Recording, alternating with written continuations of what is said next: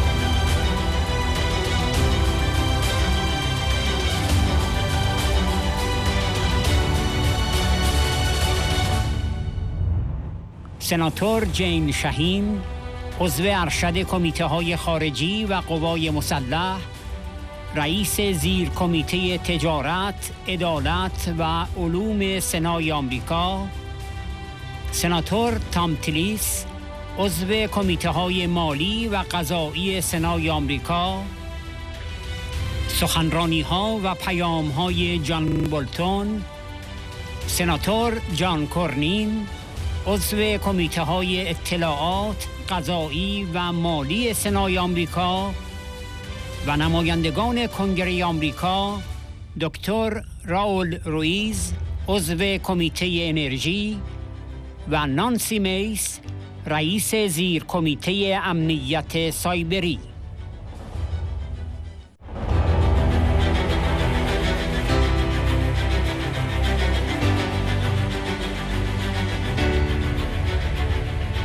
سناتورشهین شهین: ما به کسانی که در اشرف هستند و به ایرانیان در سراسر جهان می‌پیوندیم تا از حقوق انسانی مردم ایران دفاع کنیم و موج خودکامگی رژیم را پس بزنیم. سناتور تیلیس: سناتور شهین و من به تازگی قطعنامه 599 سنا را ارائه کرده ایم که در آن به حفاظت از پناهندگان سیاسی ایرانی در اشرف 3 با نفی خواسته های رژیم ایران فراخوان داده شده و اعلام شده است آنها باید از حقوق اساسی خود برای آزادی بیان، تجمع و فعالیت های سیاسی قانونی در آلبانی برخوردار شوند. Ladies and gentlemen, a joint message from Senator Tiliis, Republican from North Carolina, senior member of the Committee on the Judiciary, member of the Finance Committee and co-chair of the Senate Human Rights Caucus. And joining him is Senator Sheheen Shaheen, Democrat from New Hampshire, chair of the Subcommittee on Europe and Regional Security Cooperation on the Senate Foreign Relations Committee and a senior member of the Armed Service Committee and Appropriations Committee. Both our speakers are the co-chairs of the Senate NATO Observer Group Caucus. A very warm welcome. Hello, I'm U.S. Senator Jean Shaheen, and I'm delighted to join the tens of thousands of people who are participating in this conference around the world. And I'm Senator Tiliis. This gathering comes at an important time as Iran, the region, and the world are at a crossroads. The events of the last 8 months demonstrate an Iranian regime that is on the back foot as it tries to oppress its people while spreading its malign influence across the region. And it has never been clearer that the regime in Iran does not represent the will of the Iranian people. As the world's leading sponsor of terrorism, the Iranian regime has directly supported the horrific attack on Israel on October the 7th, countless Houthi-backed attacks in the Red Sea, and increased provocations by Hezbollah in northern Israel. It's not interested in peace or a better future. It's only after self-preservation. But no one knows better what is needed to stand up to despotism than the people of Iran. For decades, you have fought against Tehran's tyranny, and you have fought to ensure that the future of Iran lies with its people, not a dictatorship. The United States stands with you in your fight for freedom and democracy. That's why Senator Shaheen and I have recently introduced the Senate Resolution 599 calling on the protection of the Iranian political refugees in Ashraf 3 in rejection of the Iranian regime's demands and stating that they must be afforded their fundamental rights of freedom of expression and of assembly and legal political activities in Albania. We join those in Ashraf and Iranians around the world in standing up for these human rights and pushing back against the tide of authoritarianism. Our shared values unite us and drive us.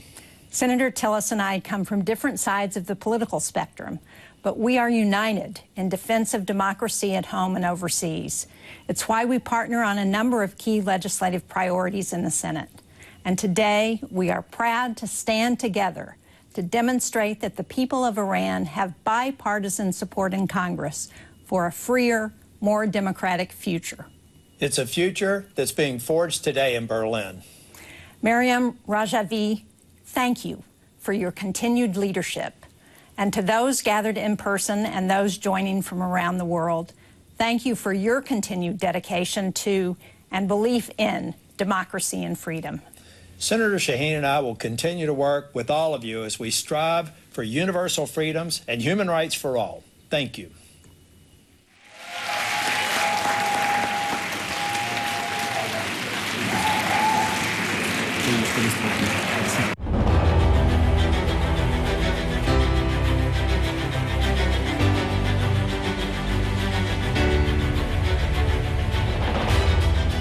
جان بولتن: سیاست اعلام شده دولت ایالات متحده باید بدون هیچ ابهامی سرنگونی رژیم آخوندها در تهران باشد.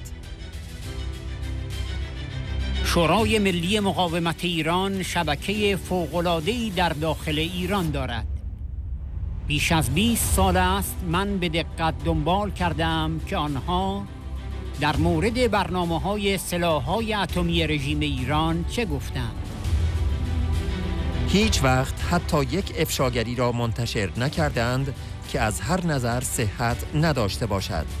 این یک سابقه فوق‌العاده موفق برای یک سازمان غیر دولتی در جمع‌آوری اطلاعات است و نشان دهنده شبکه ارتباطیشان در سراسر ایران است. In the meantime, honored guests, it's now my absolute privilege to introduce our next esteemed speaker. As a seasoned diplomat and former national security advisor to the President of the United States, he has been a key figure in shaping U.S. foreign policy. His extensive experience and invaluable insights into international relations have brought him to the ranks of longtime friends and allies of the Iranian resistance. Ladies and gentlemen, Ambassador John Bolton.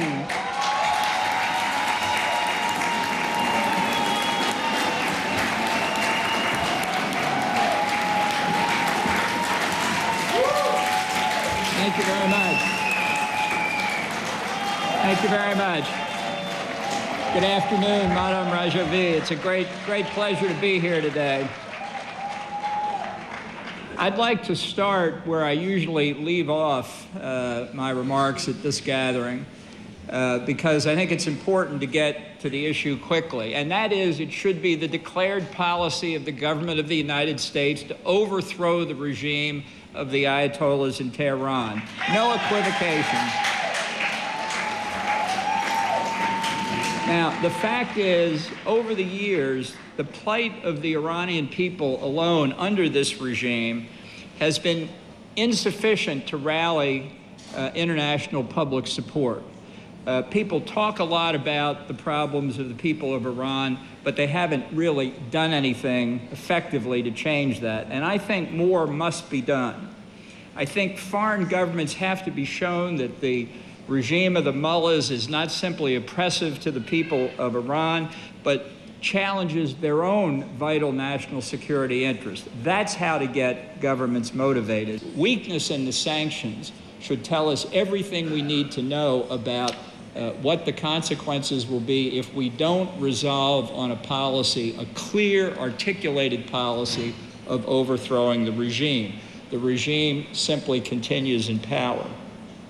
The Ring of Fire strategy is directed first against Israel, developed by Qasem Soleimani, the late unlamented Qasem Soleimani, and it has been implemented by the Quds Force and the Revolutionary Guard, but it's not aimed just at Israel, the little Satan. It's aimed at the Gulf Arab states, and ultimately it's aimed at the United States. It pursues a policy of assassination and intimidation, not just in the Middle East, but in Europe and the United States. And it seeks to accomplish objectives far beyond the initial targeting. That's why Iran has a nuclear weapons program. That's why Iran is developing long-range ballistic missiles. This is something that I think finally more and more countries are beginning to see. This is a direct threat to Iran's adversaries all around the world. So once we've decided, based on geostrategic reality, not simply what's happening in Iran, although that alone is enough, but looking at the bigger picture, the threats that the United States and Europe faces in Europe and in the Middle East, we have to ask, I think, some hard questions about exactly how we're going to carry out regime change. It's one thing to talk about it, it's another thing to do it. What does the opposition, the NCRI and others, what do they have to do to achieve this objective?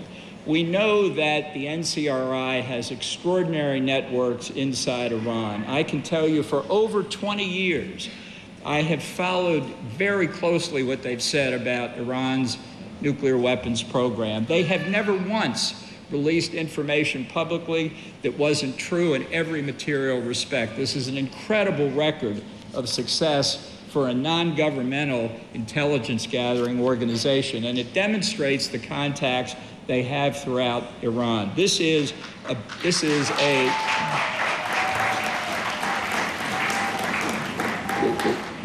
basis on which we can build to help the people of Iran achieve the objective they want. And that's really the first principle of the opposition. This is a matter for Iranians.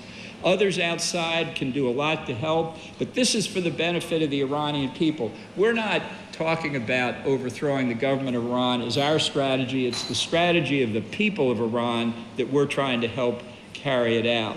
Very clearly in mind that things don't always turn out so well, and that to get their liberty from this oppressive authoritarian government, there may well be a need for the people of Iran to have their own capability to defend themselves and not simply be subject to repression from the regime.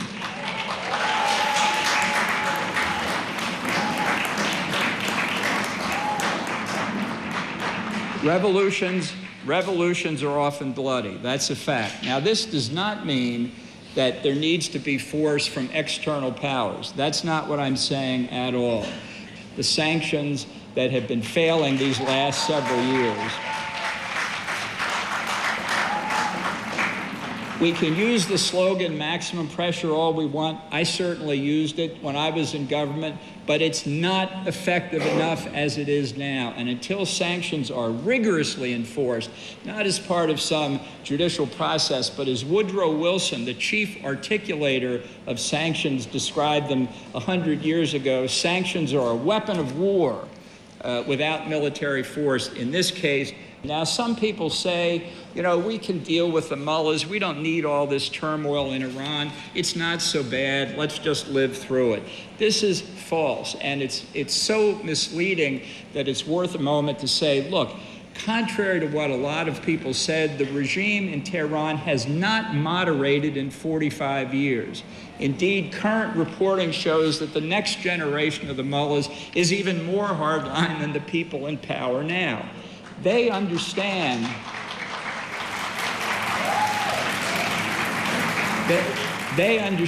even if we don't, that they cannot moderate without destroying the basis of their own claims to legitimacy. This is an all or nothing proposition for them. There is no compromise with these ayatollahs. There is only their overthrow. That is the only answer.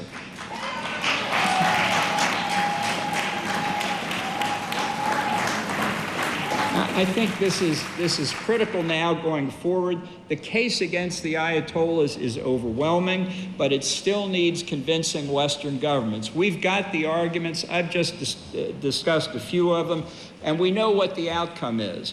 We know that inside Iran, once the regime is overthrown, the people share the same clear objective. They want a government of the people, by the people, and for the people, and they deserve it. Thank you very much.